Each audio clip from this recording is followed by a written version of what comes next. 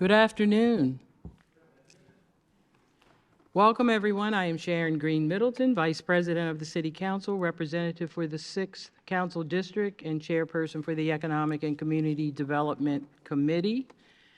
And before we begin, I just want to have just a quick moment of silence for the tragedy that happened early this morning with the Key Bridge. So we'll just take a quick moment of silence for that, please.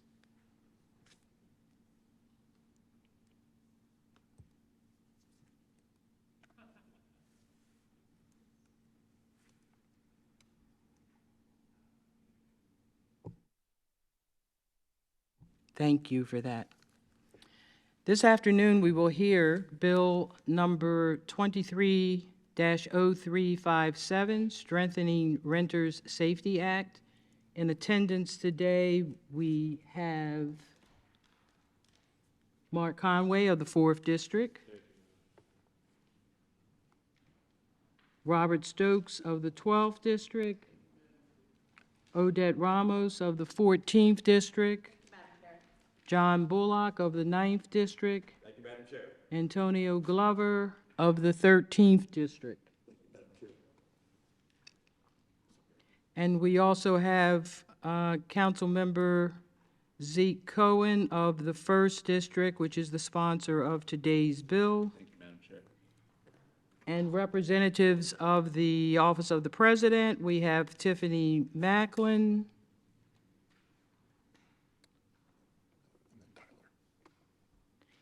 and for the Office of the Mayor, we have Tyler Shanella.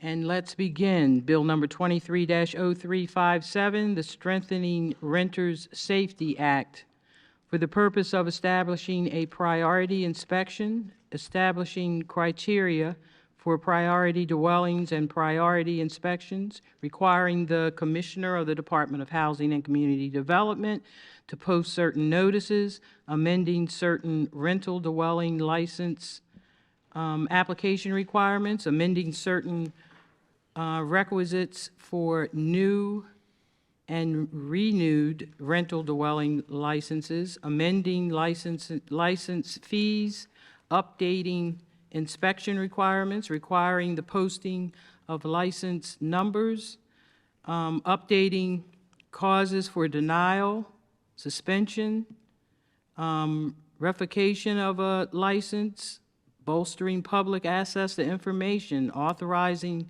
the initiation of enforcement of the subtitle by complaint, providing for certain data collection, establishing the Baltimore City Rentals Licensing and Inspection Task Force, providing for the composition, terms, and organization of the task force, establishing the duties of the task force, adding a civil citation fine for violating of licensing requirements, requiring annual reporting, amending certain definitions, providing a time period when the task force shall first convene, and providing for a special effective date, sponsored by Councilman Cohen.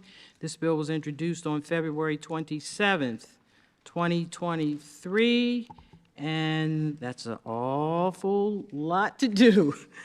We're going to start with Councilman Cohen is starting this? Okay. So Councilman Cohen, we're going to start with you, and I think you do have a presentation. Yes, ma'am. As well. You're on. Thank you, Madam Chair, and I do want to thank you for starting on that somber note. I know that it is heavy on my heart and all of our hearts what happened early this morning, so I appreciate you centering us in that way. Thank you also to DHCD, HABC, the administration, all of the agencies that are here. Thank you to my colleagues. Thank you to the residents and our labor partners who have come out to testify today. Your voices not only matter, but are necessary to make us better as government. I want to begin by saying this. Every single Baltimorean deserves to feel safe and be safe, not only on our streets, but inside their homes as well. And not only is this something that our residents deserve, but also it's the law. Maryland law requires landlords to provide habitable conditions for tenants.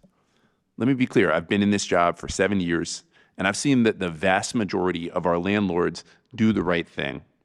We need more affordable housing in our city and more apartments.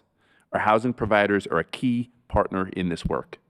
But as I have visited apartment buildings around our city, particularly senior housing, I have observed that a small number of slum landlords are neglecting their responsibilities under the law and causing disproportionate harm to our most vulnerable neighbors.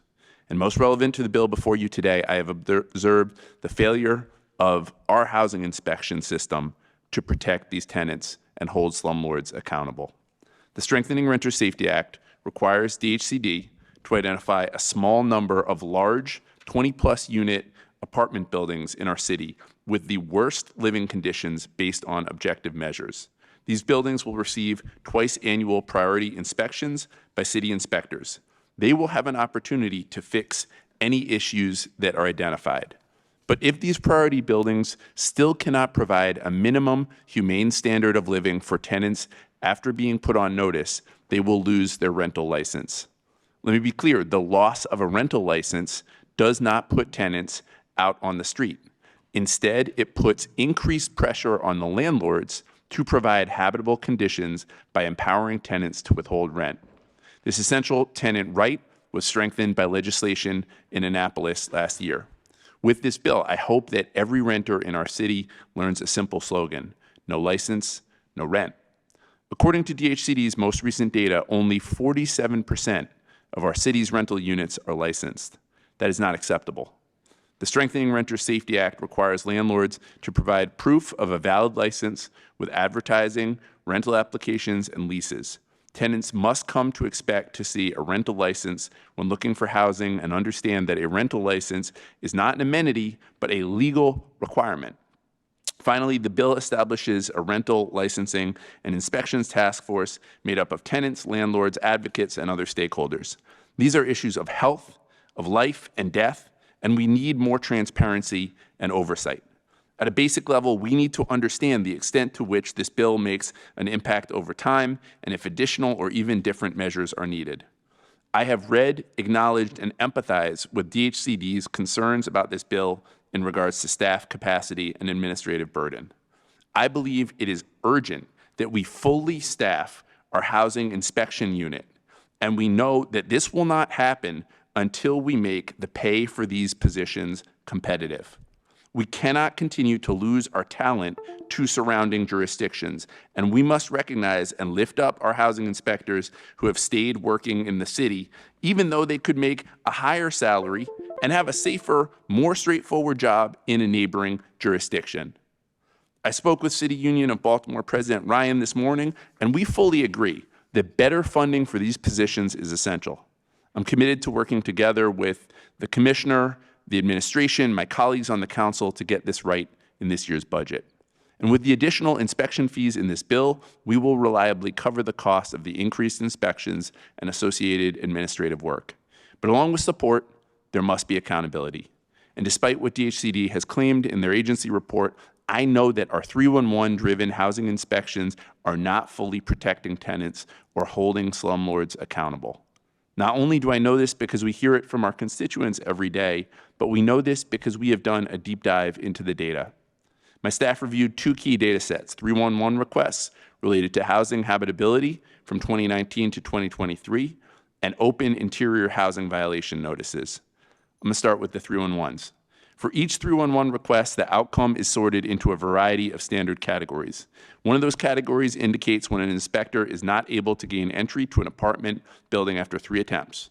For 20-plus unit buildings, 22% of 311s citywide could not be investigated simply because the inspector couldn't gain entry to inspect. The Strengthening Renter Safety Act would address this by requiring DHCD to work proactively with landlords with a proven record of poor conditions to gain entry to the building twice per year until conditions improve. It also increases the percentage of units that must be inspected compared to the existing regulations for rental license inspections. Finally, tenants would be able to anonymously request their unit for inclusion in these inspections. Here's the other key finding from the 311 data. For For 5% of 311s, DHCD noted that there was already an open violation notice related to the request. When there's still a problem, the housing inspector is supposed to issue a failure to abate citation. However, my staff took a look at this subset, and based on a randomized sample, it appears that DHCD is only issuing a failure to abate citation 10% of the time, when it should be all the time. We must close that gap. Furthermore, we would expect that some offenses are so egregious that they should merit a citation immediately rather than a notice first, which serves as a warning. We know that single-family homes are regularly cited without a prior violation notice for trash accumulation, high grass and weeds, improper storage of vehicles, and more. Yet in the over 3,000 311 requests for 20-plus unit buildings, we could not find a single case where DHCD issued a citation immediately without first issuing a violation notice.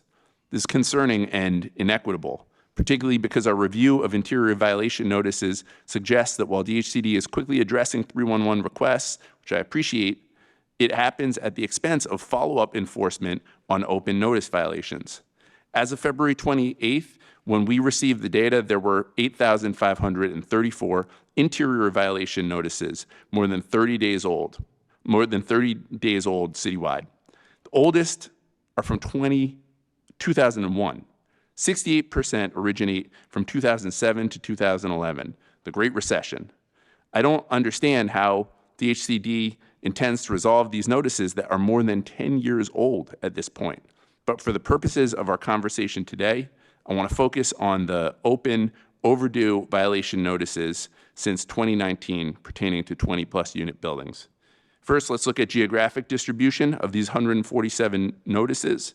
The zip codes with the most open notices contain some of the most vulnerable neighborhoods in our cities. And a deeper examination of a subset reveals that the notices are not for minor issues. Of the 20 that we reviewed, 19 were related to habitability violations. That's 95%. I'd like to ground this data in the experiences of tenants, and I'd like to talk about one particular building in my district, 1627 Eastern Ave. When I stood with my colleagues and introduced the Strengthening Renter Safety Act over a year ago, I was also joined by Ms. Larice Harris, who previously lived in this building. Today, we're honored to be joined by Ms. Jacqueline McNeil Day, a current resident of the building who will share her experiences with you directly. On August 11, 2022, the elevator at 1627 Eastern Ave broke down due to a roof leak. That is the only elevator in the building. When the elevator breaks, seniors are forced to use the stairs. Those who can't are stranded in their apartments. Ms. Harris fell down the stairs and ended up in the hospital. Ms. Jacqueline has had to request the assistance of the fire department to get down the stairs to access health care. Both women are seniors who use mobility scooters. DHCD issued a 10-day violation notice on August 18, 2022 in response to a 311 request. An inspector returned to the building just over 10 days later and confirmed that the elevator was still down, but did not issue a failure to abate citation. Ultimately, the roof was not repaired until September 8th, nearly a month later, and the elevator was out for over a month. DHCD did not issue any citations. DHCD told us at the time that they were sympathetic to the difficulties facing landlords in procuring elevator repairs. What about the difficulties facing our seniors with disabilities who can't use the elevator for over a month? At the time, the building was also unlicensed. DHCD issued 8 citations for failing to obtain a rental license over a 6-month period until a rental license was finally issued in July 2023. However, the building has continued to have problems. In December 2023, Ms. Jacqueline filed a 311 request for a number of issues in her apartment, particularly problems with her windows that were causing her, like many tenants in the building, to have heat bills for hundreds of dollars during the winter. DHCD issued a 30-day violation notice. It also issued a 10-day violation notice for others in the building in particular. A large patch of what appears to be black mold in the laundry room. DHCD did not come back until my office discovered the open violation notices and requested follow-up inspections nearly 3 months later. We also visited the building and found widespread habitability issues, rodents, bed bugs, water damage, and holes in the walls and ceilings, as you can see in the pictures. Multiple tenants told us that they had recently gone months without either heat or water. Ms. Jacqueline and her neighbors at 1627 Eastern Ave and residents across our city who live in unsafe homes deserve better from their landlords and better from our government. I believe that this bill is a first step toward demonstrating our commitment to safe homes for our most vulnerable residents. I look forward to a productive discussion that centers the needs of our residents while recognizing that DHCD, our housing inspectors, and housing providers are all essential partners in this work. Thank you, Madam Vice President. Thank you, Councilman Cohen. Are there any questions at this point from the committee? And I do want to recognize Councilman Dorsey from the 3rd District. And we do have a full attendance. We'll go ahead and start with committee reports from the agencies, and we'll start with the City Solicitor's Office. Thank you, Madam Chair. Oh, hold on one second. Sure. Let's start with the Mayor's Office. I'm sure there's a statement from Tyler first. Yes. Thank you, Madam Chair, members of the committee, Mr. Sponsor. I appreciate the opportunity to provide testimony on City Council Bill 23-0357, Strengthening Renter Safety Act. On behalf of the administration, let me begin by expressing our appreciation for the noble intentions underlying this bill, the desire to ensure that every resident and family in our city dwells in homes that are safe and conducive to positive outcomes.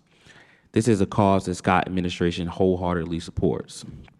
However, as we delve into the specifics of this bill, it becomes evident that there are certain aspects that require further collaboration between the sponsor of the bill, DHCD, and the administration.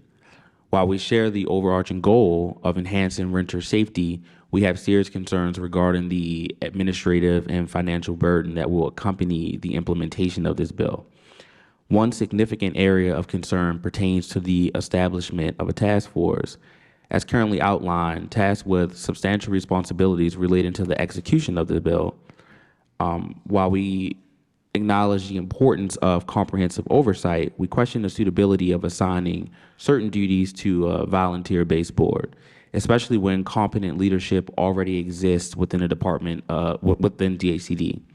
Additionally, some of the duties assigned to the task force in this bill, such as the duty to ensure the timely release of the annual priority dwelling list by the Department of Housing and Community Development, review publicly available information in the annual report made available under this subtitle for completeness and accuracy, ensure that a minimum of 30 priority dwellings are each inspected at least 2 times per inspection year, and ensure that inspections of rental dwellings performed by Department of Housing and Community Development employees are conducted and that appropriate enforcement actions are taken if any deficiencies are discovered during the course of an inspection.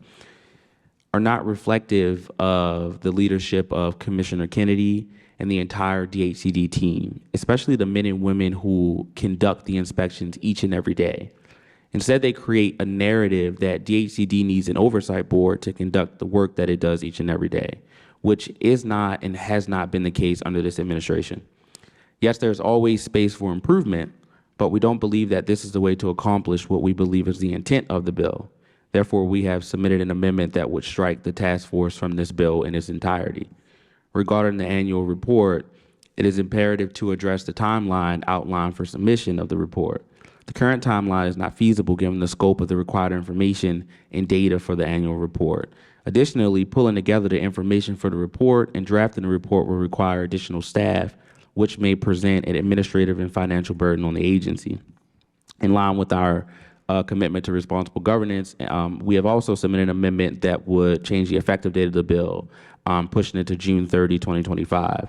This adjustment would allow for adequate preparation and implementation should the bill move forward. In closing, I think it's clear that there's more work to be done with this particular piece of legislation, and we are not in a place to move forward until additional conversations take place and other amendments to this bill are considered and discussed.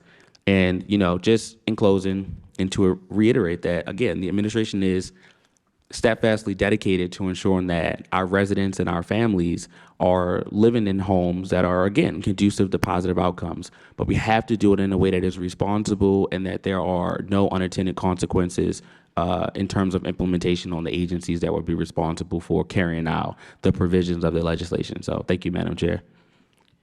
Thank you. We're going to go ahead, on that note, we're going to go ahead and go right into housing and community development, because I'm sure the other agencies are pretty much deferring, but we're going to go ahead and start with housing. Excellent.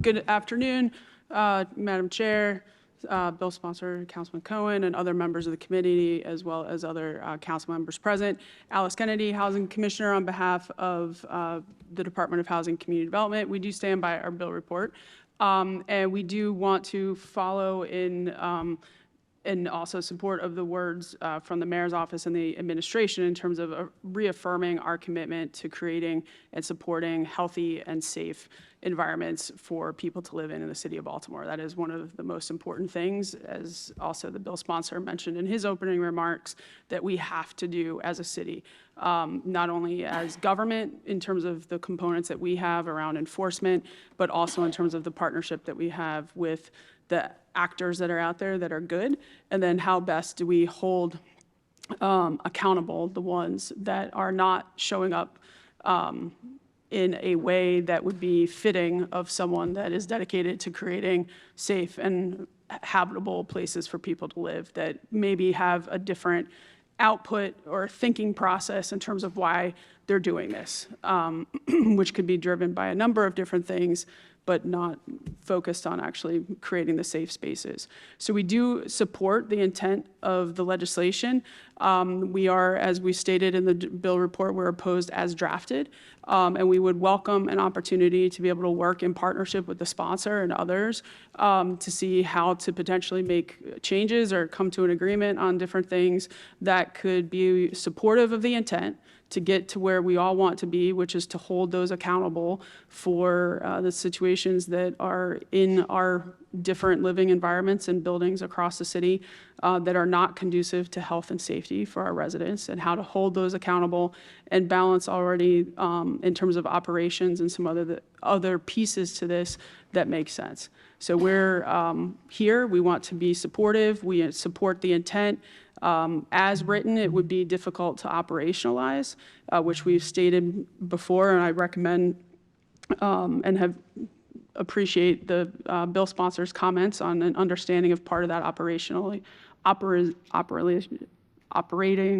operationalizing the bill, but wanting to have an opportunity to kind of work through that and have those discussions so that we could move forward with a bill that, knowing out of the gate, that we can actively be able to enforce.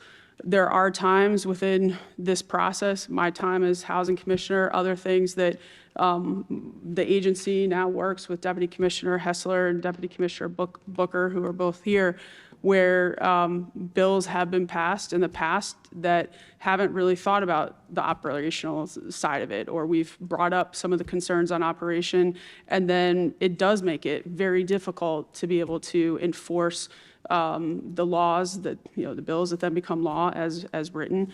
And we want to be able to ensure that something comes out of this that is not just meaningful and that we know will change lives and create the safety, but also be able to be operationalized and enforced out of the gate.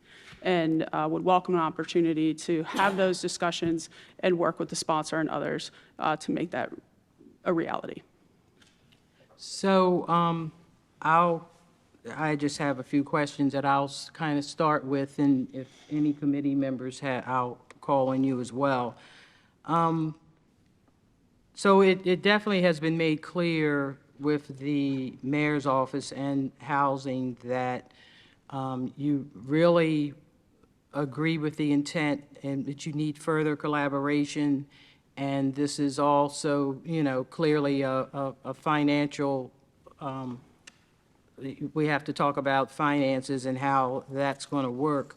But my question is, listening to the sponsor's presentation, I just want some clarity with a couple of things from housing. And one, I know that Councilman Cohen had mentioned and showed something about elevators and problems with elevators in apartment buildings.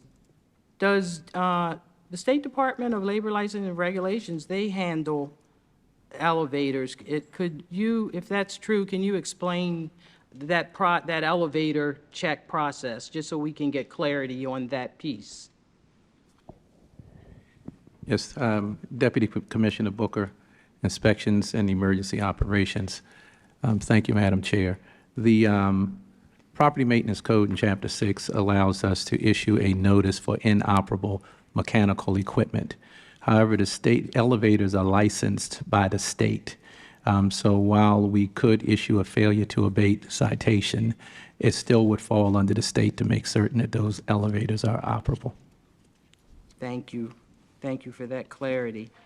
And do you, there's a mix here of privately owned apartment complexes and I guess city-owned, or are there city-managed apartment complexes? Can you just kind of explain the difference, or how is the city involved with apartments and inspect, just generally?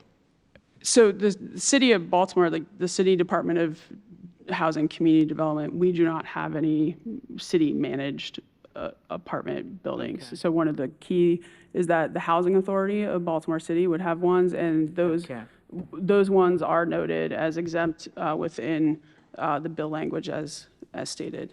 Okay. And then, just to also clarify, there are apartment complexes, a lot of senior apartment complexes actually, that do receive funding from the federal government that are not managed by the Housing Authority and not managed in any way by the City of Baltimore. They are privately held apartment complexes or multifamily building units that apply directly to receive funding from HUD. And they have their own also inspection process, which is through REACT, which is one of the components of the bill, which we also note has its own level of issues associated with those inspections, and REACT and even being able to get those inspection scores and other things as possible. But just wanted to align all of those different parties. Thank you. And I guess I just want to add too, just for clarity, when I have some of 21215 and Park Heights, and know that one of the goals within that community is helping people to be able to own their own homes, and the push with organization and partnership between housing and the Park Heights Renaissance is kind of pushing those efforts to really help and work with the problems of renting in that area. I don't know if there's something you wanted to add about that. Okay. I saw that Council Member Glover had comment or question. You do as well. Okay. Thank you, Madam Chair. This like to the committee, to the sponsor of the bill, kind of sort of around the funding and things of that nature. I know that, we're having issues now when it comes to inspectors, coming out to do their normal inspections. I think we're short staffed in that area right now as we speak. And just wondering, is there any other alternatives that you have where we can get the funding to go to DHCD to allow this to make sense and happen? Yeah. Yes, Councilman Cohen. Yeah, thank you for that question. And I think that's really important. And so I would say two things. Number one is there is a reality here, and I've spoken to Commissioner and colleagues and all of us, that we just don't have enough housing inspectors in the city of Baltimore. Agreed. We have challenges, Councilman, with pay disparity between the city and the county. Even Anne Arundel County pays folks more. We, I think, in the next budget, really need to address some of the challenges around pay disparity, because this bill or without this bill, we just don't have enough. And I'm feeling the pinch in my district, and I know many of us are as well. So that's number one, is that I think from a sort of 180-degree view, we need to make sure that we are fully staffing up this department and not allowing Baltimore County and Arundel County to eat our lunch when it comes to our talent. Number two, though, Councilman, specifically to your question, so within this bill, the idea is that the folks who get put on the priority list have to pay for the inspections. So it's not an additional fee. It's not going to take money out of DHCD. It is the folks who get placed onto this list that would be paying for the additional inspections. They will pay into our city.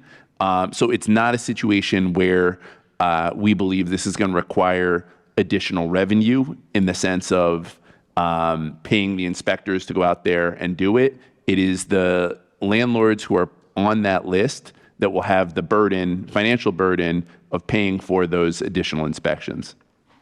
So just to clarify some things, so just correct me if I'm wrong, but we're saying that the tenant have the ability to request an inspector to come out to inspect the property.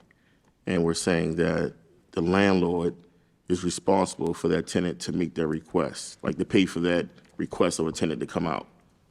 Yeah, so what this legislation does is it creates a list, what's called priority dwellings. And these are folks who have repeated violations that may be repeated 311s, that could be habitability concerns around lead and mold, folks who have repeated issues, not just one, they need to meet two specific criteria, and there's a list of them. For those folks, they are placed onto the priority list, and they will then receive twice per year inspection from DHCD. Important here, one of the things that's important here is that what the landlord cannot do is opt out and have it be from a third party, because at this point, we want to make sure that we are using our own inspectors to target that enforcement. And again, we do not believe this is a large percentage of buildings. This is only 20 plus units or more. And these are the frequent flyers who have had persistent and consistent issues and have not remediated the challenges. Those folks would then have DHCD inspectors come out twice annually, and they would have to pay a fee that would cover the inspections. So again, it is not, we are not asking DHCD to come out of pocket and pay more money for our inspectors. What we are seeing, though, is that for the small percent of really bad actors that are in this space, and I know it from my own district and from seeing other places in our city, that we need to focus enforcement on those bad actors, that we have a responsibility, and the Department of Housing and Community Development has a responsibility to make sure that folks know they cannot continue to harm our most vulnerable residents, particularly our seniors. Thank you. Thank you. Councilwoman Ramos?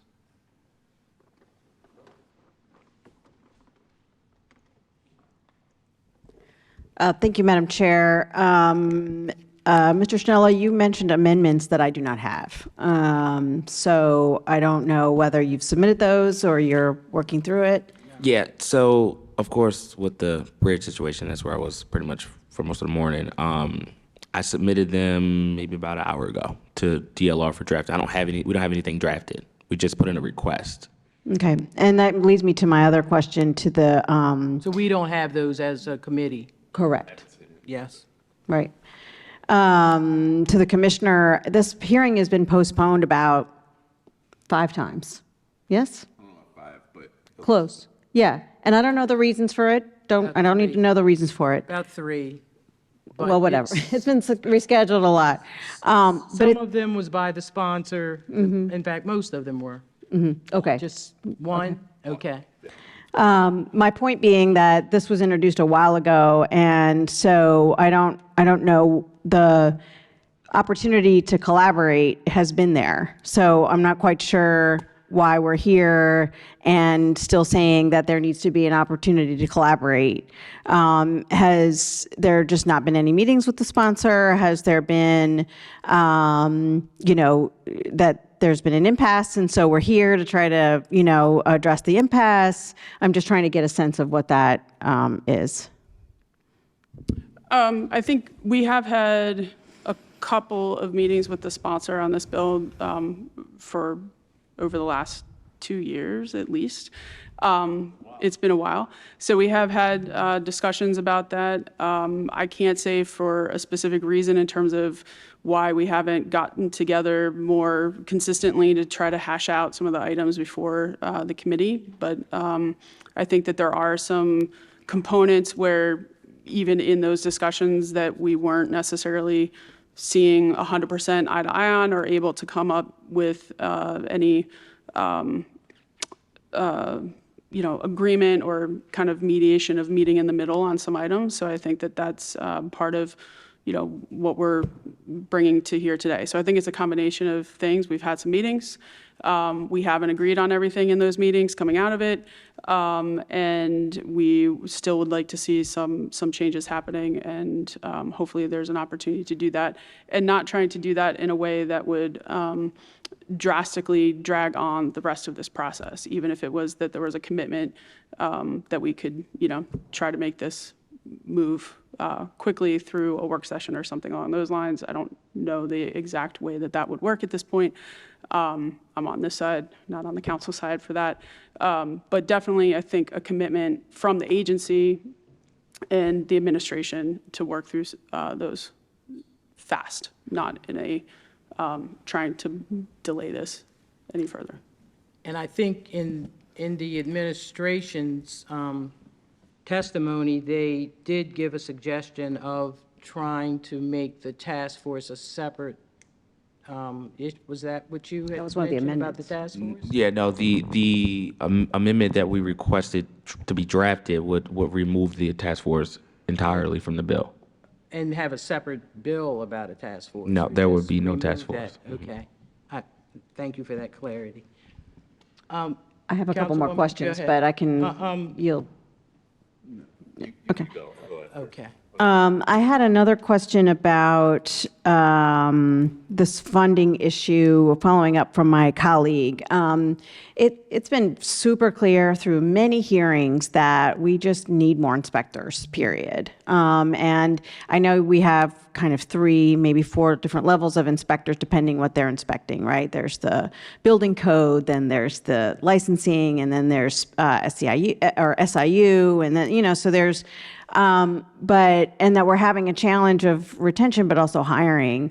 And it sounds very clear to me from my other conversations with my colleagues in several different hearings that there's a commitment that we want to help. Like, we know that this is an issue.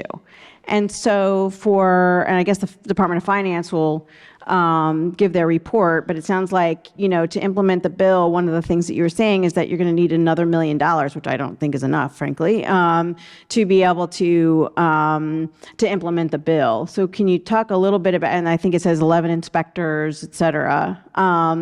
But there's a commitment to that. Maybe not specific to this bill, but it's just super clear from all of our conversations that we need more inspectors. So what's the plan then to get more inspectors, whether or not we pass this bill or not? We just need to have more inspectors. And then I have a question specific to the bill, but go ahead on that. So before you respond to that, I just want to say, and I know Commissioner Booker knows well that it's, there are certain requirements, and those requirements is to be a part of an apprenticeship. Is that correct? I think it's important that you explain kind of briefly it's been a long-going fight in getting housing commissioners to in that career spec, because it is an apprenticeship program system that they have to go through. And again, there's, it's salary competition. Could you just quickly kind of help answer Councilwoman's question? Yes, ma'am. With respect to salary and the apprentice program, An apprentice can come on board at 38.3. They have to go through the program for 1 year, and they'll get a $10,000 increase at the completion of the apprenticeship. Many, many years ago, there was a 2-year requirement, but I went before the board and got that reduced to 1 year because we have a 6-month training program, and then it's 6 months in the field before they can get their apprenticeship, get through their apprenticeship. What we have found challenging since COVID, if I may, is, the workforce has changed. And I think that's not just here, it's across the country as I talk to colleagues across several jurisdictions across the country. Some laws that have been passed, i.e. the marijuana law, with some of the people in the apprentice age, they think that that means that they can just smoke weed and come to work. But that doesn't play out when you're in a position of trust. So people that come on board with me in that apprentice program, they have a tendency to make it in the door, but there are some work skills that they're coming to the table with that's missing. We have had some conversation about a pre-apprentice program. Because when you're looking at someone, one of the things that we did back then was we moved the age of an apprentice from age 20 to age 18, because the goal was to capture those kids coming out of high school that may not be going on to college, still living at home with their parents, making $38,000, at least they can pay the phone bill or gas and electric bill and help out the parents while they get themselves grounded and into a career track, because you can go from apprentice, inspector, senior inspector, assistant superintendent, superintendent, assistant commissioner. So there is a career path. What I have seen happen is that we went through an exercise where we got a 3 pay grade increase somewhere around 2012, I believe. And at that time, I was attracting college students, people that came out of college and didn't get the career that aligned with their major. I was able to attract them during that time. In this particular period in time, the money doesn't match anymore. So people leave for other opportunities in the same trade, or they change after they get here and they get on the street, they realize that being an inspector in Baltimore City ain't for me. Let me go and do something else. So our ability to retain and attract them through the apprentice program, I am a firm believer now, after experiencing hiring apprentices, engaging in that program, because we really believe in it. And the people not being able to make it out of the other side of the program, what ends up happening is we spend the time recruiting, we spend the time training, and then we lose them and we net nothing. And on top of that, I had 3-4 people retire. So instead of me having the 76 inspectors that I had in 2020, I got 44 now. I'm 32 short over this window of time. And there's a variety of factors that feed into that. Yes, I believe that pay is one, because I've had people roll because they could go down the street and make a couple more dollars, although I tried to sell them on what you pay in gasoline is going to neutralize what you got in the pay increase, but that sales trick didn't work. They still rolled out. So the apprentice program is something that we believe in. But one modification that we would want to make to it is that there's like a pre-apprentice program, because you have kids that are coming into a workforce that may have never worked, may have worked in the fast food industry, and they don't come with the professional skills. They don't come with the ability to know that they have to communicate to their supervisors in a certain way, the knowing that they need to be to work on time, how you need to look when you come to work. You got to be attentive in the training. So what ends up happening on top of us training, we end up becoming parents at the same time, teaching life skills. So we welcome and we embrace the apprentice program, and we've been doing it for a long time. But we've had some challenges since COVID in getting folks to stick. I would add to that we did this past year work with Deputy Booker on increasing some of the key salaries within the inspection and supervision staff, so that we could have some retention of some of the key professionals that are needed to do this job. So we did make some of those And we also increased, I think we're up by an additional 5 inspectors that are actively being worked on, being filled. And some of those, he did have interviews and brought some people on, and then they fell off within kind of the probation period for a number of different reasons, whether or not they themselves were like, I'm out, this is not for me. This is a job that I think we all can agree on is one of the more difficult jobs. And I have all the respect in the world for our police and our fire and our emergency services team.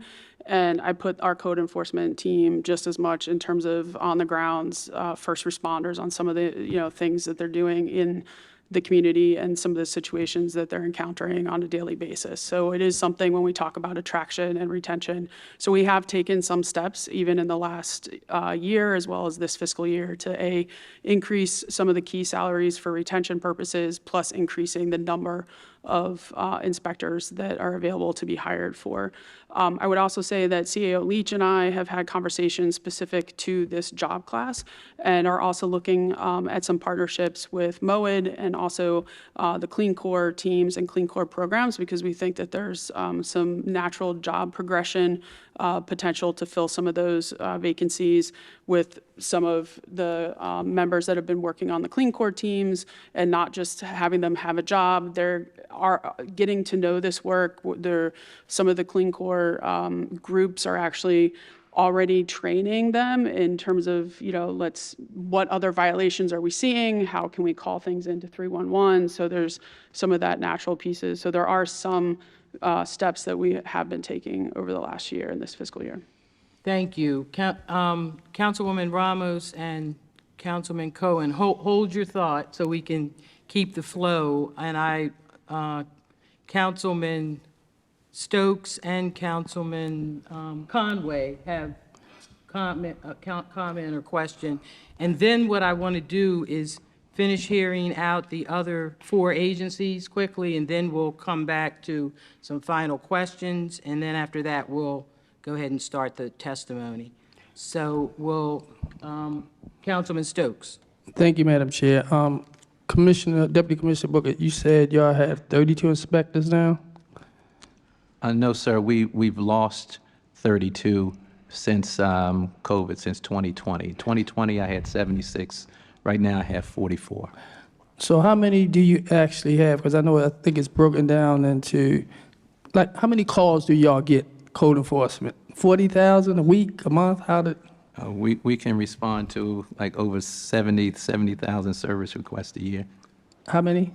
70. So how many of your inspectors cover just that impact? I would guess it'd be code enforcement, because you got different inspectors that do different things. Am I correct? Yeah, well, you're correct. So I think what you're getting at, Councilman Stokes, is that, out of those 44 inspectors, 11 of those inspectors are senior inspectors. So because I am short-staffed, I still have to cover 64 territories in the city. So some of the senior inspectors have 2 territories, which means they're covering more geography. When it comes to our operational load, I can no longer do all of the wonderful things that I like to do for the citizens and for the council with walking tours. We have to figure out how to make that work because it impacts the business as usual work that comes in every day. So with the 44 inspectors, I have to respond primarily to those 311 requests. But Councilman, as you stated, some of the challenges, because those 311s keep coming, getting back to re-inspect that one when this one is still coming in, it creates that gap. Now, with more inspectors, we could be more responsive, but the reality is that I have to go to war with the Army that I have. So a follow-up to that is, y'all have instances where your inspectors have went out in communities and they were threatened and some of them quit? That is very true. One of the challenges in keeping people on, like I said, they leave for a variety of reasons. Sometimes it's chasing the next opportunity outside of the trade. Sometimes it's in the trade, but sometimes it's the field experience. The same things that citizens experience in the city, the inspector experiences as well. Commissioner Kennedy is very, very attentive to the well-being of her staff and the employees within the agency. And that has trickled down throughout all of the leaders onto the front line, because it's trauma in the streets when you have an inspector witness a shooting, when you have an inspector that's in the back alley and it happens to be a drug shop back there and somebody tell them to get out the alley, give me your phone, what you taking pictures of. All they have is a clipboard and a camera and a phone, right? And in some of these, in some of the areas within the city, we won't go into, I call it the no-fly zone, unless we have BPD clear the area. But we make it an operation because we don't want to be inefficient with what we do. We know that we're going to find stuff that needs to be cleaned and boarded, so we coordinate with DPW. BPD goes in to clear, and then we'll go in and get what we need so that it can move up the pipeline to legal and our whole development space. And DPW can get in and board, and then we get out of there until the next time. So Deputy Commissioner, that means it's not just salary? Because No. if you raise the salary, we're talking about the safety of our city employees. Yes, sir. They remind me of the sanitation workers. Nobody want to do the work, but they talk about them. So we here talking about getting more inspectors. I think the intention of the bill is good, but when you talk about somebody who's going to get threatened to go down an alley, and we talk about raising salary, that hasn't increased it.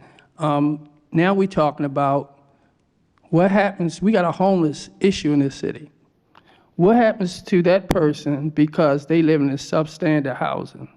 We can't even support homeless people right now in the city.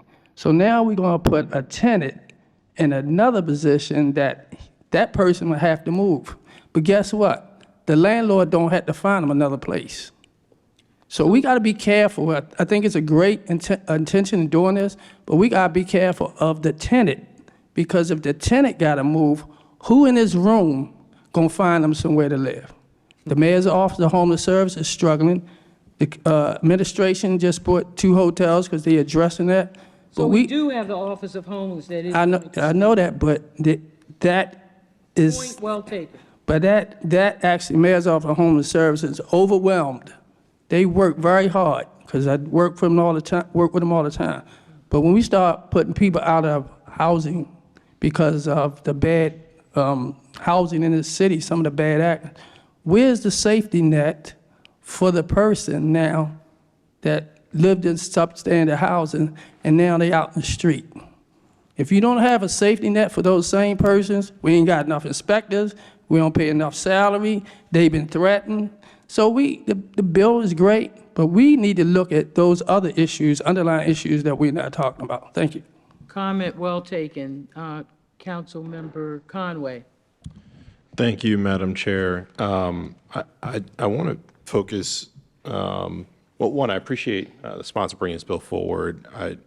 I think this is an issue that we absolutely need to resolve. And I know there's a few things we're still working on in order to make sure that it makes sense, one, for the agency, and then two, to make sure that we're actually protecting renters. And I think the one question I had was something brought up in the HCD report around the fee and what we can do to make sure that the fee does not land on the backs of renters.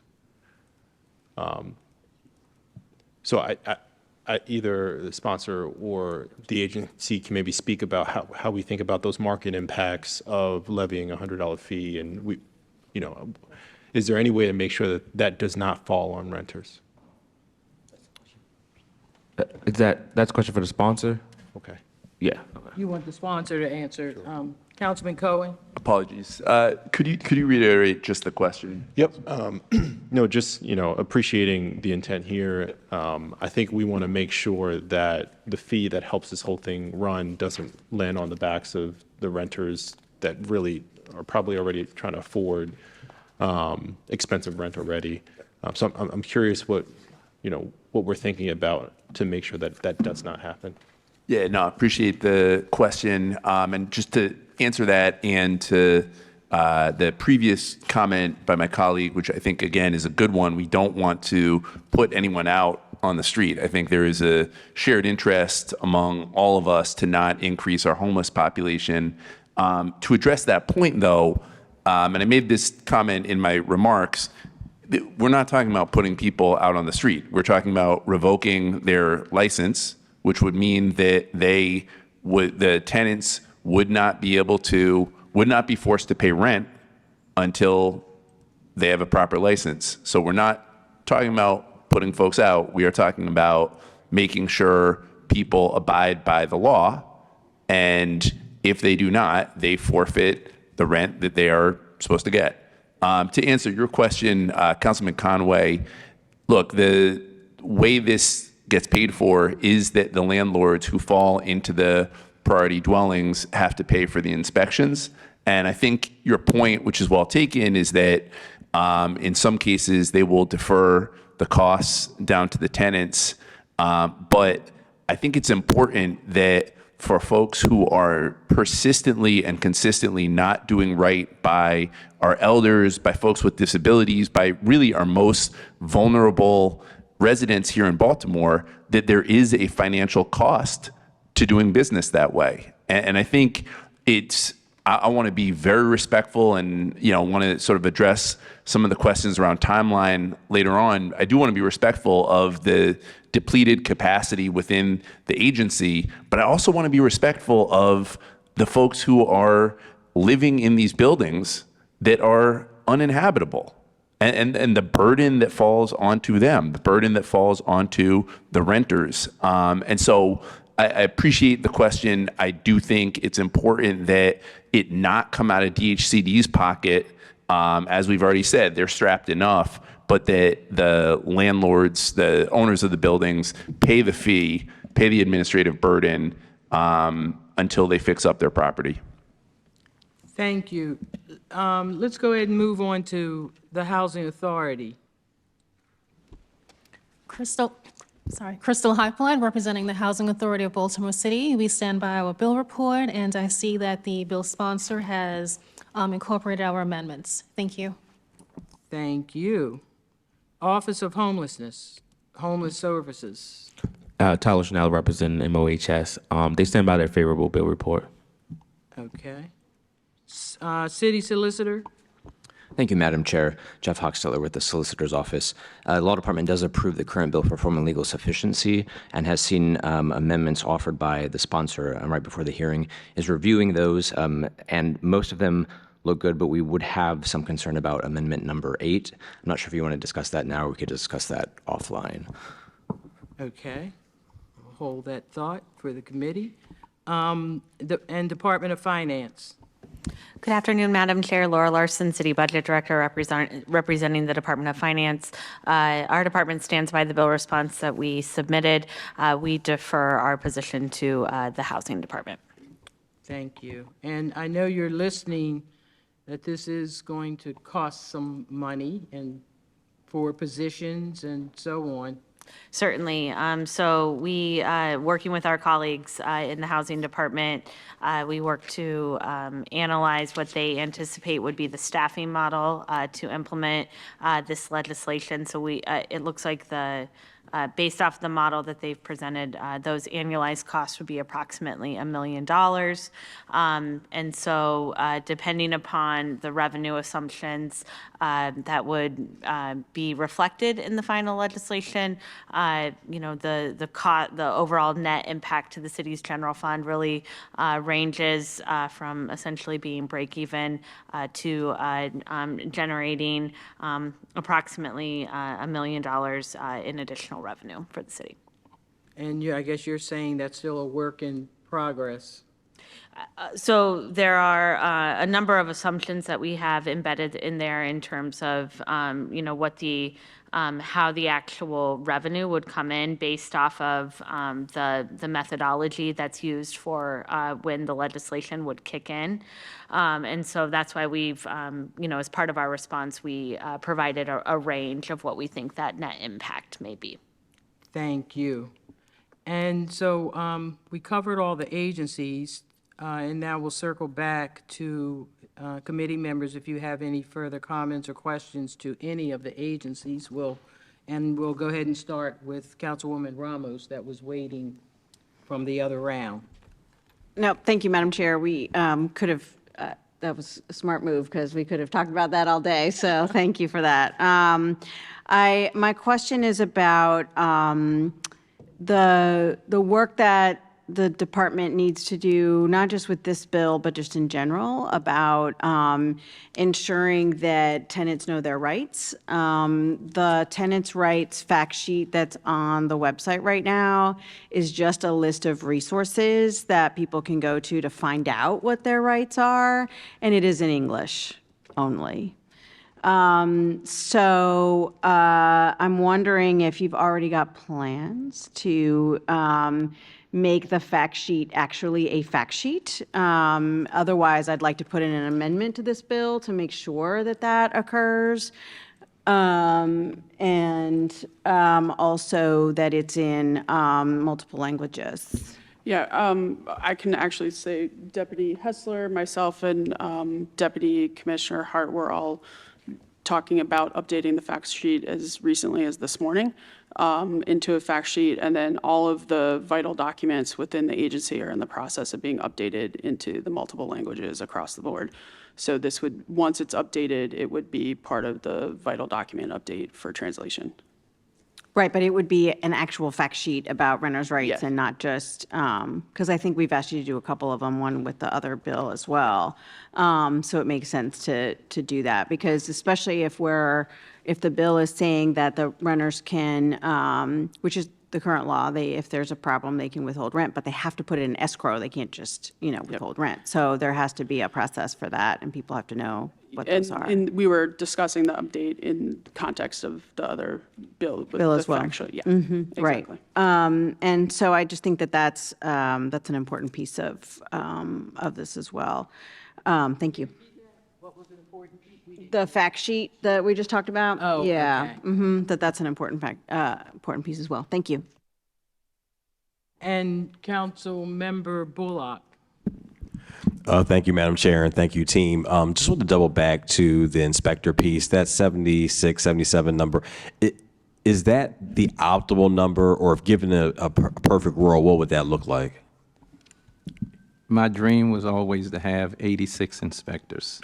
That's my dream, because with that, I can handle all 64 territories, I can cover court, I can have my special operations unit, and I can have my folks that support you all with your community walks without disrupting business as usual. I can make it work with 74, right? But if I can get those boots on the ground, I'm gonna tell you, we really can show off. And then could you put together an overall fiscal number, what that would look like in terms of the funding that number of positions? We have that, and we can provide it to MOGR as a follow-up. Okay, because I know, again, obviously it's aspirational, but again, if we're trying to get to the point of being able to cover as much territory as possible, I understand the piece there. One other follow-up question too, that pre-apprenticeship program, can you talk a little bit more about what that might look like? Sure, Councilman, and thank you for that, because like I said, I love the kids. Coming out of high school, they're in this transitional phase of life. It's like they trying to figure it out. But some of them don't know how to come to work, right? So being early is to be on time. Being on time is to be late. And when you're late, you're early for tomorrow. That's a life skill. I got to be to work on time, which means I got to go to bed at night, which means I got to get up early in the morning early enough to know how long it takes me to get to work. And when I show up to work, I need to report into my supervisor and know that I can't talk to my supervisor any kind of way and be disrespectful.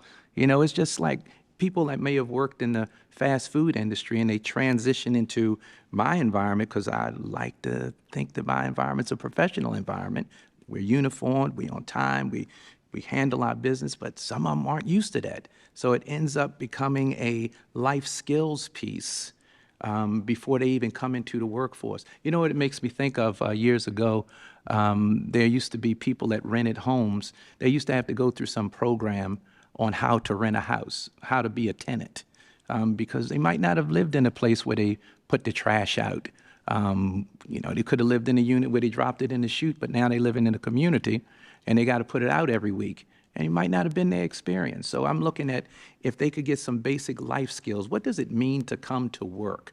What does that mean? And that's outside of learning how to be an inspector. You know, go ahead. And one follow-up with that, because I think there's a broader point that's even beyond housing inspectors. We're talking about workforce issues. But you said something earlier I wanted, and I think I know the answer to it, but I think it's worth having this discussion in terms of the city.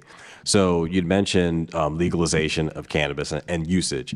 As you mentioned it, is it an issue that you're seeing of folks who are coming to work under an influence, or is it they are not be able to pass testing? What is the issue? What is the barrier there? Can you address that for us? It's both.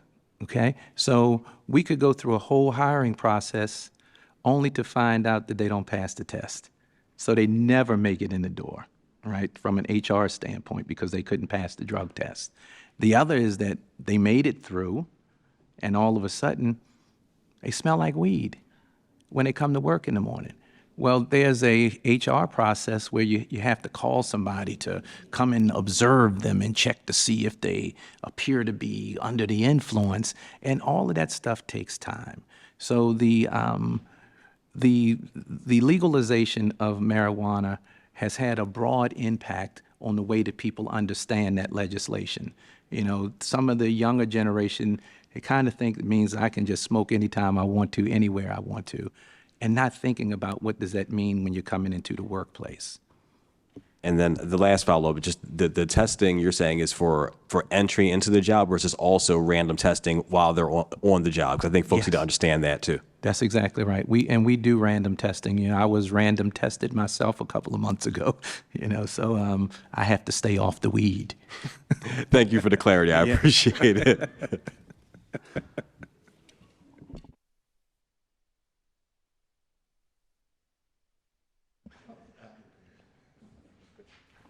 Councilman Cohen? Thank you, Madam Chair. Look, I do appreciate just the complexity and the challenges that Mr. Booker's shop has.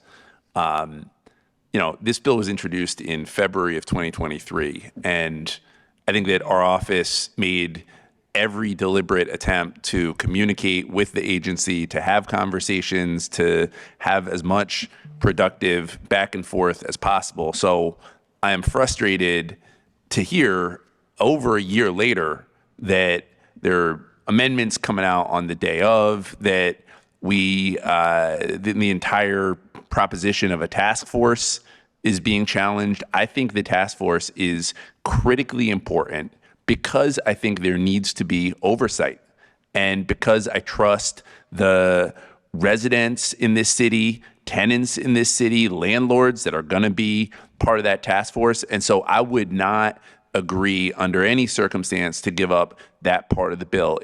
As it relates to negotiating around timelines, I am more flexible, but I will say that when I look at the urgency of what some of our elders are experiencing in their buildings, it is deplorable. And again, it's not, and Mr. Booker knows this, it's not all of our buildings, but it is enough that when you walk into some of these spaces, I would not have my dog living in there, let alone my grandmother or my grandfather. And those are the folks that I truly believe need stronger enforcement by DHCD. And again, just want to be clear that we're not talking about putting people out on the street. We're talking about giving tenants an opportunity to withhold rent because the landlord is not meeting habitability standards. So we're not adding to the homelessness crisis in Baltimore. That just needs to be made really clear. And in the bill, it's $100 per unit for the inspection fees, which if you average that out, let's say the landlord does displace that back onto the tenants, that is still only about $10 per person. It is pretty nominal, but I do think there needs to be a financial consequence for the level of disorder, disrespect, and chaos that is happening in some of our buildings in the city of Baltimore. And again, thank you, Madam Chair. Very much looking forward to hearing testimony.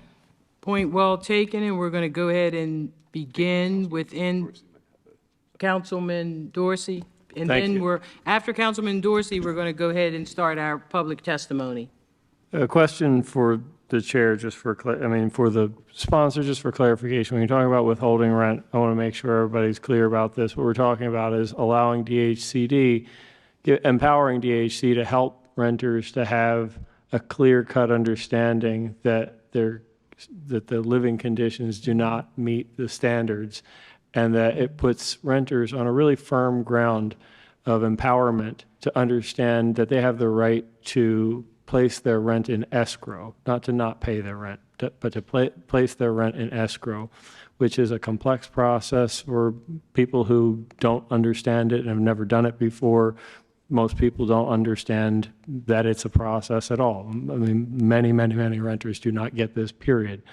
I think it's really, really important that we empower folks through this process to really understand you are on firm ground to stick it to your landlord instead of them sticking it to you.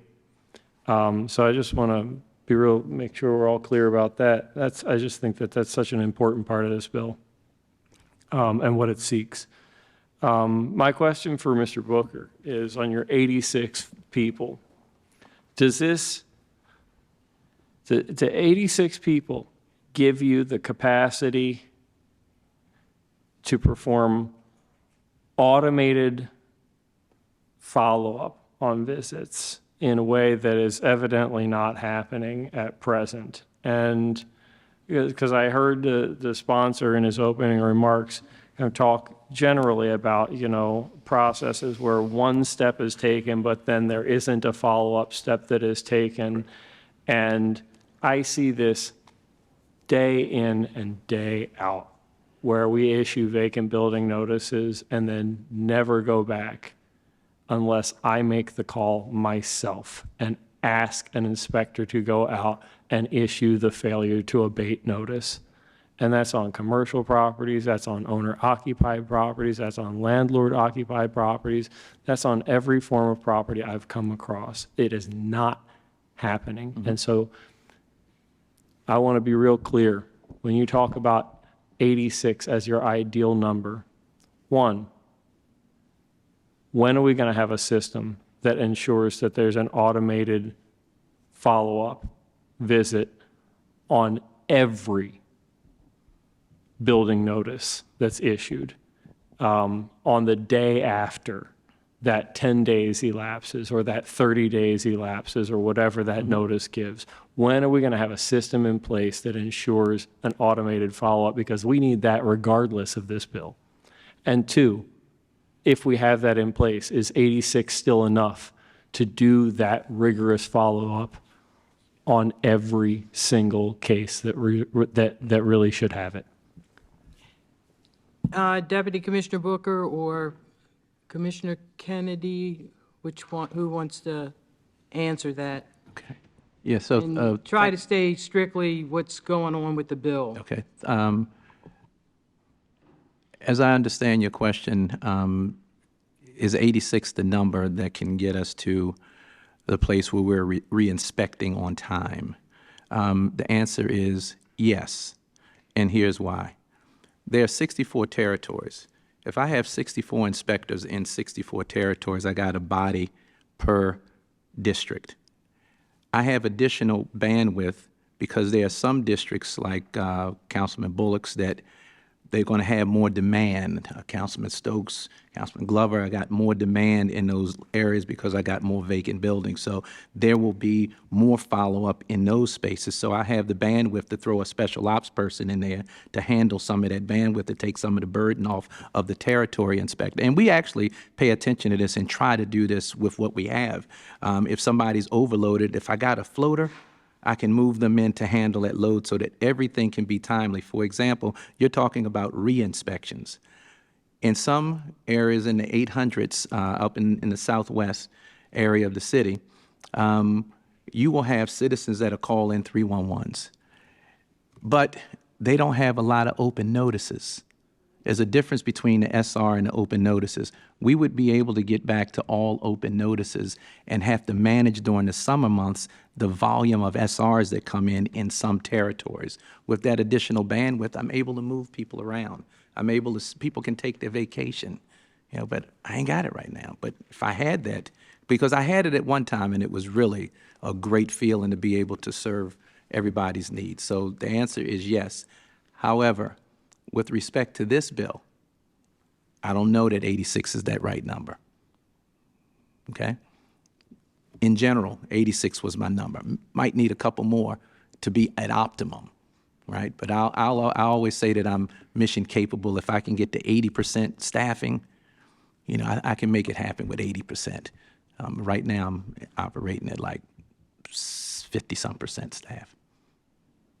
And so just to be clear, is there a system in place today Yes. to ensure that every time a vacant building notice or other Yes. property condition notice is issued and it says you have 10 days, that somebody is being assigned or an SR is being generated on the 11th day or the 31st day to go out and reinspect? The answer is yes. I know that you are short people, but the cases that come my way seem to be batting 0 on re-inspections. Not 500, not 600, not 300, batting 0. And I don't understand how we even have half of the people that we need and aren't at least batting 500. If the system is in place. The system is in place.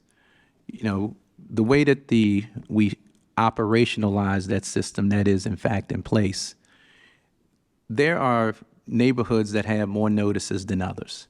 There are neighborhoods that have more SRs than others.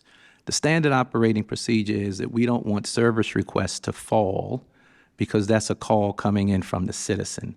So if we have to forego a reinspection to make sure that we close out the service requests, we focus in on the service requests first. I don't want them to drop because that's the citizen calling in. Sometimes in some neighborhoods, re-inspections become a part of the backlog. In the summer months especially, it's a seasonal thing. Like SRs start coming in because people start coming out, so re-inspections fall to a backlog, and then we try to catch up in the winter months when people go in. So the answer is yes, there is a system in place, but we make operational decisions every day based on what the field is giving us.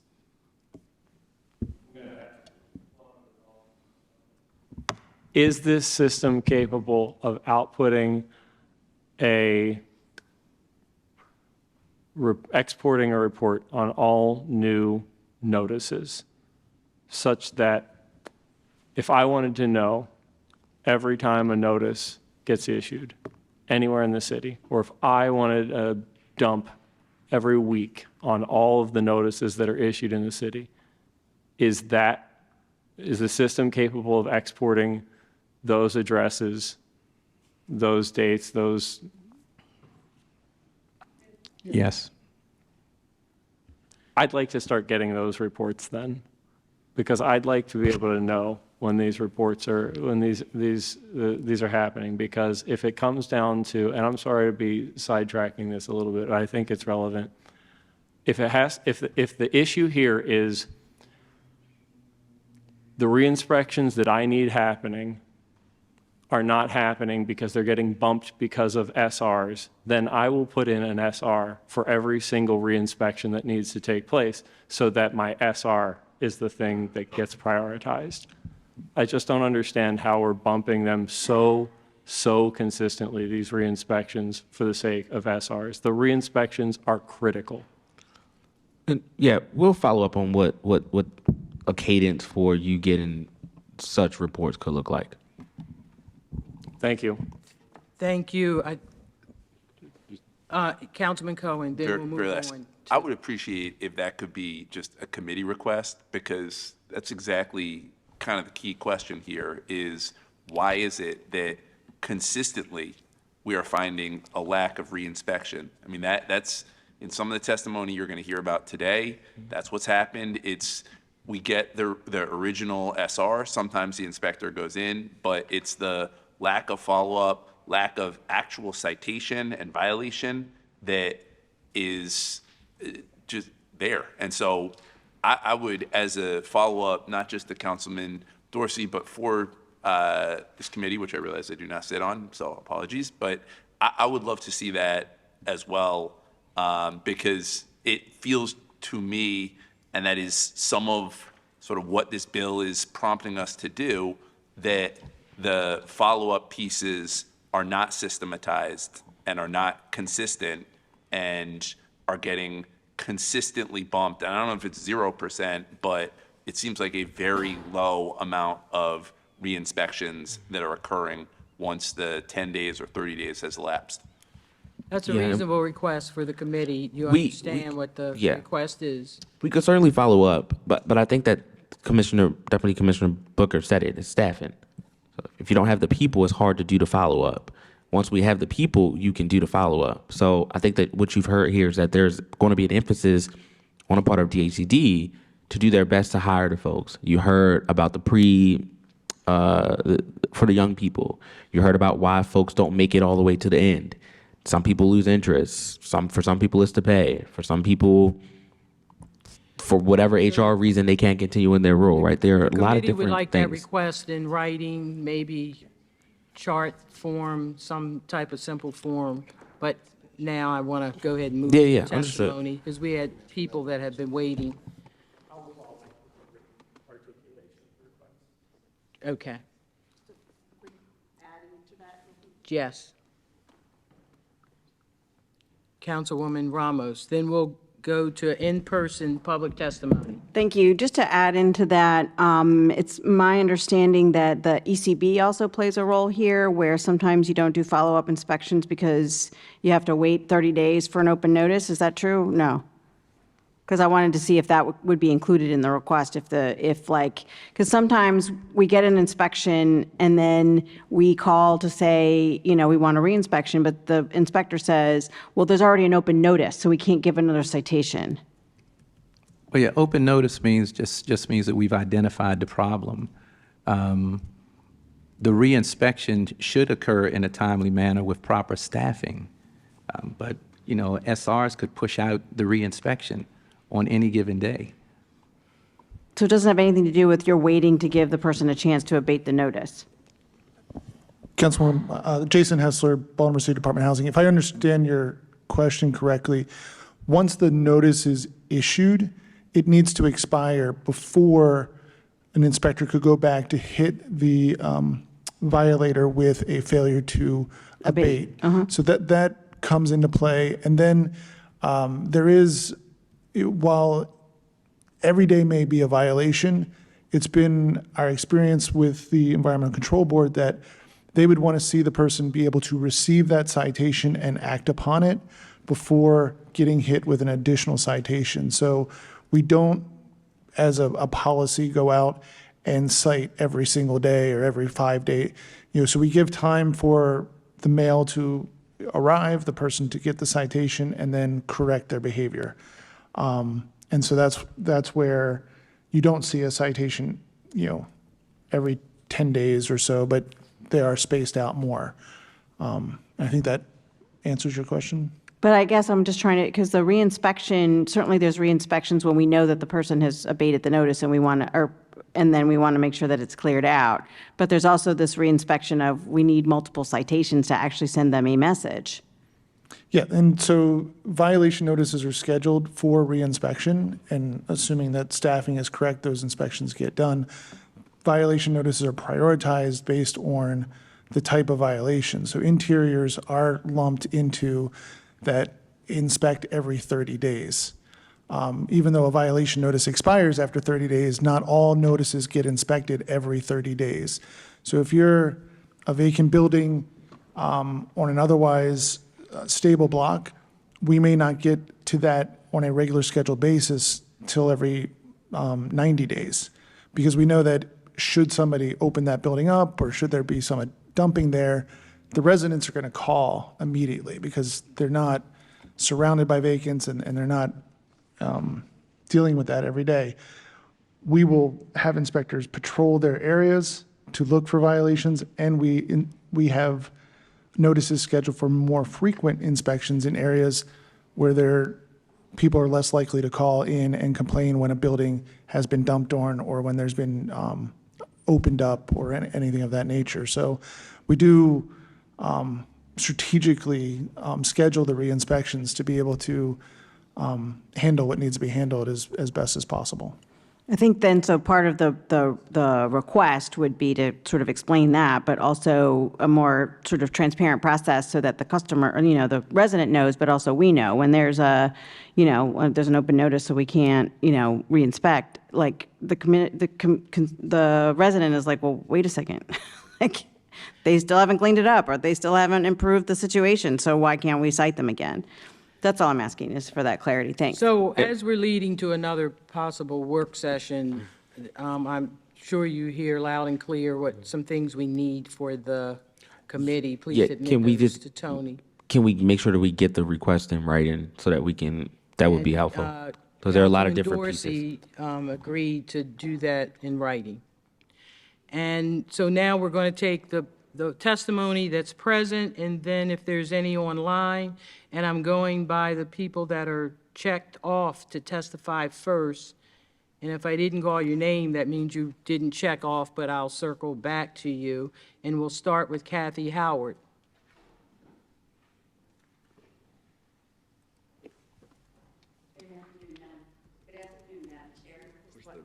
The button on the... There we go. There you go. There we go, we get the red light here. My name is Kathy Howard. I am General Counsel for Regional Management, Inc. Regional Management, Inc. is a founding member of the Maryland Multi-Housing Association, and I am here on both of their behests. We are very thankful to the sponsor for making time to look at our amendments, and some of the amendments that you have agreed to are very helpful to us, and we appreciate that. Essentially, we are very concerned. All of MMHA's members are landlords who are in the multifamily landlord business, and we are always very attentive to any violation notices that we get from DHCD, if we get any at all. We also are very attentive to making sure that all of our licensing requirements are met, and that is what we consider one of our priorities. With regard to this bill, although we have definitely gotten some very helpful amendments here today, we are still concerned about two things in the bill. We are very concerned about the concept that a tenant can make a quote-unquote anonymous complaint. It is kind of important to us that even though there might be some reason that they were afraid of their landlord, we could probably work out some way of having this done anonymously, but we need to know, we, the landlord, need to know that there is a problem in the apartment. We also want to make sure that there is no, shall we say, incentive for a tenant to harm their own apartment, and in the way of so that they can either no longer pay rent, or do something that is going to cause the landlord to have a situation that they are concerned that is concerning, that takes them to court, that gets us violations, things along those lines. And that anonymity does seem to, it does worry us that might be something that would turn that into a problem for the landlord who is trying to actually do what's right. And the second thing is that we're very concerned about the fact that there is a shortage of inspectors.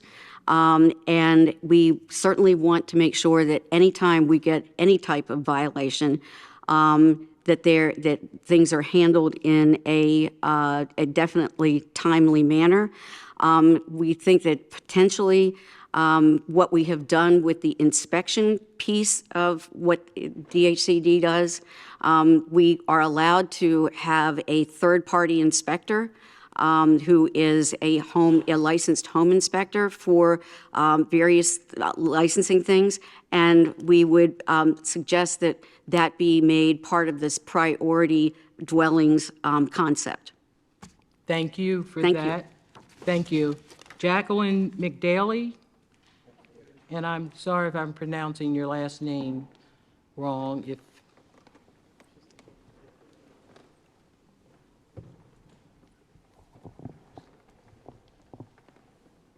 you can correct my pronunciation. Good afternoon. My name is Jacqueline McNeil Day, Okay. a 65-year-old senior citizen residing at 1627 Eastern Avenue. This is a senior building operated by Jubilee with 20 units. I would like to share my experience with the council and express support for the legislation. The current state of my residence is dire. The building poses significant safety hazards, especially for disabled residents like myself. As you can see, I use a mobility scooter. I cannot get down the stairs when the elevator is out. In the most recently out of service for 5 days in November. The malfunctioning elevator had forced me to seek assistance from the fire department on multiple occasions to get down the stairs so that I could go to dialysis, in which I go 3 days a week. The frequent breakage of the building door locks allows homeless individuals to gain access to our building. These individuals urinate on the hallway floors, and in the elevators. They sleep in the hallway. They bathe in the laundry room. Inside my apartment, the situation is equally distressing. The windows are dysfunctional. They fail to close. My BG&E bill has increased from $80 to $200 plus a month. Despite numerous attempts to address these issues with the management office, they have failed to meet their obligations outlined by the Department of Housing and Community Development, leaving tenants like myself in untenable living conditions. I called 311 in December, and the housing inspector came out and gave the landlord a warning for issues in my apartment. I didn't hear from DHCD again until 3 months later, after the councilman's office asked them to come back, and the building management never fixed the issues to the day. They're not fixed. I implore you to support this legislation to provide bona fide assistance and guidance in resolving these pressing matters, or facilitating relocation for effective tenants. It is imperative that the rights and well-being of renters are upheld, ensure access to safe and habitable housing for all. Thank you, Ms. Thank you. McNeil Day, and I'm sure someone from Housing will probably try to reach out to you to talk about this further. And now we'll move on to the next person. Nate Pratt. If I mispronounce your name, please correct me.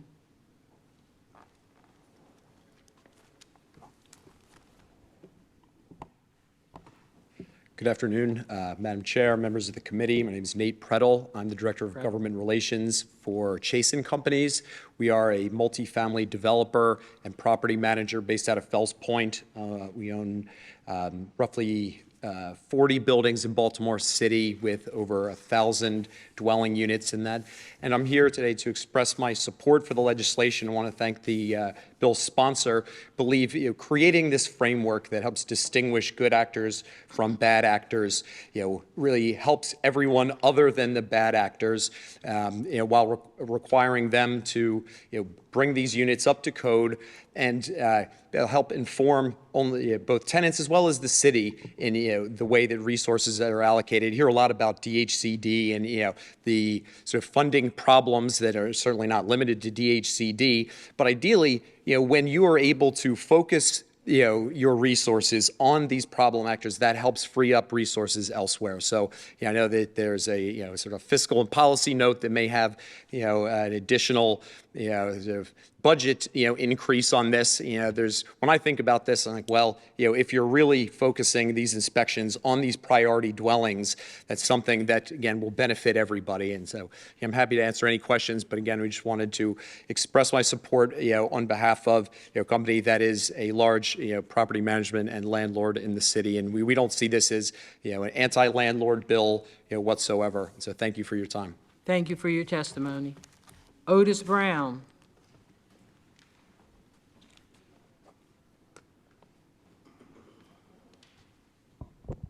Hello, how you doing? Hi, how are you? My name is Otis Brown. I kind of was listening to this guy in the middle right here when he said about the my living Councilman conditions. Stokes, Yes, your Councilman. The apartment complex that I live in was condemned. I didn't know it was condemned when I got in there. And I do a little bit of political work, so I go and I canvass out of state. And it's for times at a month for like 5 or 6 months. So I'm in and out, but come to find out the building was infested, water damage everywhere. We as the units in the building, we was coming together and we would take turns calling actually. We would go down across the street to the rent court or wherever that is. Make a long story short, I'm now homeless because the building could not pass inspection. They haven't had no citations. I mean, they have no certifications or anything to run the building. People was consistently still moving in. This is from JBZ Management. I was trying to warn people not to move in here. They don't have anything. They would threaten us. They would call and say we have to go. They leave notices on the doors. Come to find out, they were fake notices. I've been to court 2 to 3 times, and every time I go there, once I go to counteract, they drop the case on me. So it was like a whole bunch of, I didn't know my renter's rights. This is my first time, renting alone by myself. And it's in West Baltimore. I'm from East Baltimore, so I had no idea what was going on the whole time. This has been going on 2 years that we've been reaching out for someone to at least come and shut the building down or do something that's going on. So to make a long story short, I'm here for this bill just to make sure that I don't have to go through this again and no one else would. Thank you for your testimony, and we'll make sure someone talks to you further from housing. And we'll now move on to Mark. I can't see your last name, Collins? Colgan?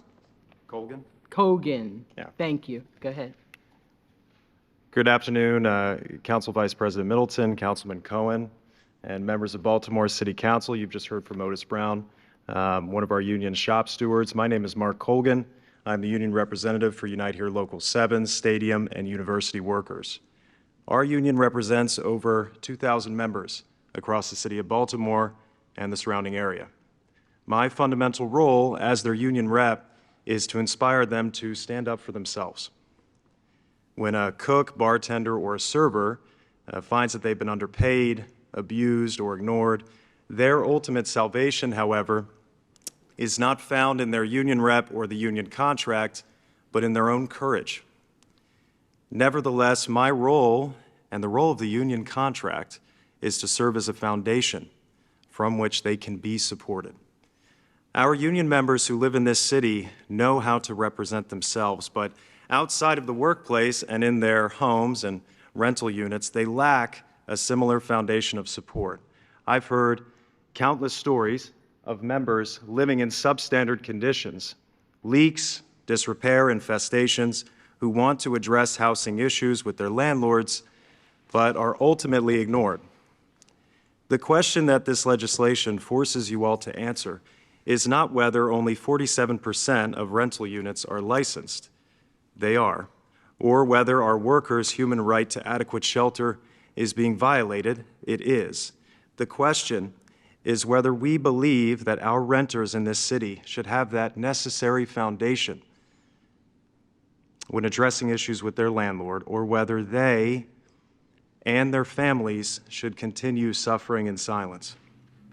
The Strengthening Renters Safety Act would provide our members with the ability to work with the city to hold those that they have entrusted with their shelter accountable, and therefore help ensure stable housing conditions for themselves and their families. For this reason, we strongly urge you to support this legislation. Thank you. Thank you. There are some names where people signed up, but for the bill, but they didn't testify. Is there anyone else that would like to publicly testify? Yes. We'll start here. In fact, you can line up behind this young lady here. Thank you, Madam Chair. It's been a long day. Yes, it has. So good afternoon, Madam Chair and members of the committee. On behalf of the City Union of Baltimore, we are pleased to support this legislation. And your name? I'm sorry, Antoinette Ryan Johnson. I am the president of the City Union of Baltimore. So renters in Baltimore deserve to live in safe and healthy facilities. As a longtime employee of the police department, I am also aware that laws without enforcement mechanisms are useless. City government should be a vital tool to help others. Our members who work as housing inspectors are the support that Baltimore renters deserve. It is unacceptable, however, to task our members with additional work and not increase compensation or provide additional staff to lighten the load. My members are taxed, yet they come to work every day to serve the citizens of this city. They are faced with some dangerous situations and go into precarious situations. All the while, they're using their own personal vehicles. CUB agrees that renters in the city deserve to know if their residences have elevators and/or lead paint violations. We also agree that at least 2 priority inspections are good for a building designated as priority dwelling. But we must again remember this bill cannot reach its full potential without a robust commitment from the Department of Housing and Community Development and the city to sufficiently staff inspectors and other vital support personnel working for the city in service of Baltimore residents who are renters. I would like to take this moment and speak candidly to the council and more specifically to Baltimoreans. Baltimore City employees are here to help. The City Union of Baltimore members want to make Baltimore the great city we know it can be, but when we are understaffed and overworked, it is nearly impossible to do that. Unfortunately, we are also frontline city employees. Residents often take their frustrations about city government out on our members who are there just to help them. We understand residents' frustrations, but I need the elected officials to know that if we cannot provide the support employees need to do their jobs, we will have a difficult time finding highly capable employees. CUB supports this legislation, but our support and the strength of the legislation will only go as far as the city's commitment to properly staffing the agencies that will work directly with renters, property owners, and property managers. This legislation is a good collaborative step between those groups and has the potential to truly help people, but this cannot be done if everyone does not do their part, and that includes providing the necessary resources for city employees to help Baltimore's renters. Thank you for your time. Thank you for your testimony. will be added to the file. Samantha? Good afternoon. My name is Samantha Gowing. I'm a Baltimore City renter in District 12, and I'm also an attorney at the Public Justice Center testifying in support of the Strengthening Renter Safety Act. I represent tenants in eviction cases and want to highlight some obstacles I have seen with implementing the rental licensing law, which the Strengthening Renter Safety Act would help to address. First, DHCD issues licenses that are clearly non-compliant with the licensing law, largely due to oversight errors and errors with their computer system. For example, I've encountered licenses issued for properties that have, at the time of the license, active vacant building notices. In fact, someone called just today with that as the issue. I've seen a blank piece of paper submitted instead of an inspection report, and the license was issued. I've seen a lead certificate not uploaded at all. The Public Justice Center has 19 of these types of situations documented, but for every one we have, there could be dozens more where the tenants are living in terrible conditions without the protections they need. And second, even when there isn't that clear deficiency, there is still this inherent conflict of interest when landlords choose their own inspectors. The inspectors want business, they want return business, and so they pass properties, even though tenants at the time it was passed are living in really bad conditions. But there's right now no formal complaint process for tenants when they believe the third-party inspector fraudulently passed the unit. So the Strengthening Renter Safety Act would establish what I think is an essential oversight task force and also a formal complaint process for instances that I've just raised. It would also increase city inspections for the worst properties. We also fully support more funding for inspectors and other needs, and creating transparency for tenants to better understand their rights. So for these reasons, I urge the City Council to vote in favor of the Strengthening Renter Safety Act. Thank you. Thank you for your testimony. And you're Rachel? Okay. Good afternoon. My name is Rachel Cutler. I'm the Baltimore Director of Jews United for Justice, and I'm a resident of District 3. I'm here to testify in support of the Strengthening Renter Safety Act on behalf of Jews United for Justice, which organizes more than 1,600 Jews and allies in Baltimore City to support social, racial, and economic justice campaigns locally. Ancient Jewish texts are full of laws about keeping homes safe for the people who live in them. The prophet Micah understood that housing is more than a roof over one's head, and that to deny a person safe housing is not only robbing them in the present, but also robbing their family for generations to come. I want to speak for a moment about the connection between health, housing, and budget savings. I'm a social worker by training, so this is just my area of expertise and where I worked previously before I came to work at JFJ.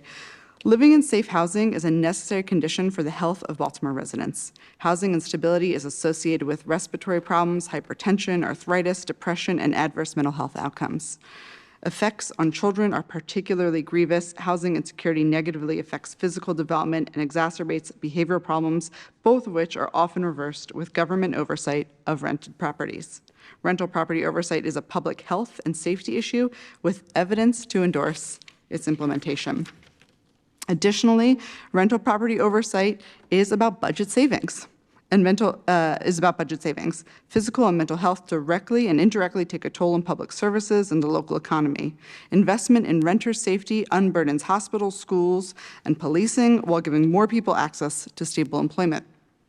According to available DHCD data that we heard earlier, service requests have increased 10% every year since 2019 and 25%, up to 40% in District 9, and 25% of violation notices or work orders are routinely left outstanding. By protecting renter safety, DHCD could avoid the cost of multiplying service requests necessitated through unsafe housing and delinquent oversight. Is that my time? Oh no, that's a phone. I just want to take a moment to address the timeline here. You know, we stood with tenants in Reservoir Hill over a year ago to introduce this bill. We heard powerful, impactful stories from tenants today about living with molds and rats and totally in uninhabitable situations. There's an urgency to address this issue, and I hope that we can act urgently on moving this bill forward. So on behalf of JFJ, I implore the Economic and Community Development Committee to pass the Strengthening Renter Safety Act and again move urgently to address our rental licensing challenges. Thank you. Thank you for your testimony, and now we'll move to online testimony. And if you wish to testify, please use the raise hand button, and we will unmute you. I'm checking now to see if there's anyone online that wants to testify, and we have no raised hands. So at this point, I think that we have all kind of figured out that there definitely needs to be more collaboration and really talk about this bill, listening to some of the dialogue and answers to some of the questions from the committee and the sponsor of the bill. At this point, I'm feeling we want to recess for a work session, but did you have a, yes, Council Member Stokes. Just a comment. Deputy Commissioner Booker, you have 38 vacancies, right? Am I correct? 32. 32. We create 32 people left from 2020. We create 11 more positions. You can't even hire the 32 you have, right? Am I correct? Now we put more work on our inspectors here in the city. 2, why are we not talking about the safety of the tenant? Because even if they put their rent in escrow, they still living in deplorable housing. So, and I keep saying this, we keep talking about, we're not talking about the tenant. We should be talking about our city employees. They stress too. We got a rental license, and what happened on Lombard Street, because that family died and that person did not renew their rental license, okay? We ain't got enough people to do rental license. Now we adding 11 more people to 32 people, giving them more work, and we still got a homeless problem in this city. And if we don't address the safety net on this bill, for the people they're going eventually going to have to leave, that the landlord don't have to find them no other place, and then we're going to a fee of $100, it better be in writing in the lease, because you know what the landlord do? He going to pass it on to the tenant. Thank you. Thank you. And again, it clearly shows that there needs to be further collaboration. We're hearing, stressing safety of the tenant, so, and housing and community development. So there seems to be some added work that you need to discuss with the sponsor of the bill. And before we recess for this second work session, and the final comments from the sponsor.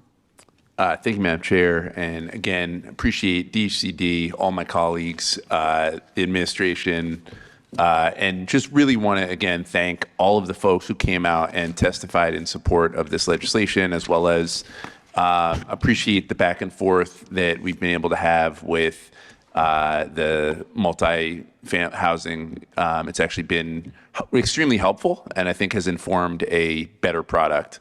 I will say that I appreciate the need for an additional work session. What I do not want to do, though, is allow this to drag out indefinitely. I know that many of us have many other commitments, and that, again, we introduced this bill in February 2023, and so the request that I would have to the commissioner, to the administration, is that we quickly reconvene and work through what is acceptable and what is not acceptable. And again, I will say that not having a task force, to me, would defeat the intent of this bill, which really is about increasing oversight, which is about increasing renter safety. And so I would very much look forward to another opportunity for us to sit down. I do appreciate, again, the commissioner, Mr. Hessler, Mr. Booker, that there has been conversation. But I think this is one that we really should get right because, again, in looking at and walking around, even in my own district, some of the conditions of the buildings where we are supporting seniors, where we're supporting folks with disabilities, just the level of disregard for human health and safety is unacceptable. And so very much look forward to that next opportunity. And Madam Chair would just ask that we reconvene as we discussed, relatively quickly. Yes, so we're recessing for one more work session, and a date will be given, emailed shortly. Thank you.